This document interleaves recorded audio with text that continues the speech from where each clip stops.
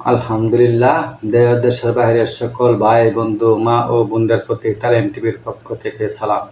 আসসালামু আলাইকুম রহমতুল্লাহি ওয়া বারাকাতুহু। বুখারী শরীফ ওহী সূচনা অধ্যায় 6। হযরত ইবনে আব্বাস রাদিয়াল্লাহু তাআলা আনহু থেকে বর্ণিত, আবু সুফিয়ান আমার নিকট বলেছেন, তিনি ব্যবসার উপলক্ষে সিরিয়া গমন করেছিলেন।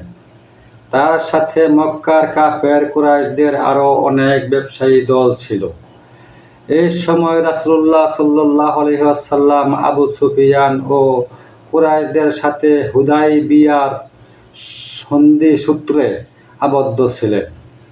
তিনি বলেন, এই সময় হঠাৎ একদিন রোম সম্রাট হিরাক্লিয়াস আমাদেরকে ডেকে পাঠালেন। তিনি তখন ইলিয়া শহরে জেরুজালেমে দরবারে উপবিষ্ট ছিলেন।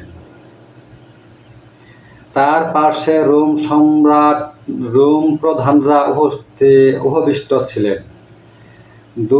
দুবাসীর মাধ্যমে কথাবার্তা আরম্ভ হলো। হিরাক্লিয়াস দুবাসীদের মাধ্যমে আমাদেরকে জিজ্ঞাসা করলেন, আরব দেশে যে লোকটি নবুয়ত দাবি করেছে, তোমাদের মধ্যে থেকে বংশের দিক দিয়ে কে তার ঘনিষ্ঠতম? আবু সুফিয়ান বলেন, আমি বললাম, আমি তার বংশের দিক থেকে বেশি ঘনিষ্ঠতম। হিরাক্লিয়াস তখন আমার সম্বন্ধে বলেন, এই ব্যক্তিকে আমার নিকটে বসাও, আর তার সাথীদেরকে নিকটেই তার পিছনে বসতে দাও। তারপর হিরাক্লিয়াস দুবাসীকে বলেন, তুমি তাদেরকে বলো, আমি তার নিকট নবুয়তের দাবিধার লোকটির সম্বন্ধে কয়েকটি কথা জিজ্ঞাসা করব। এ ব্যক্তি মিথ্যা কথা বললে তারা যেন সে মিথ্যা কথা আমাকে ধরিয়ে দেয়।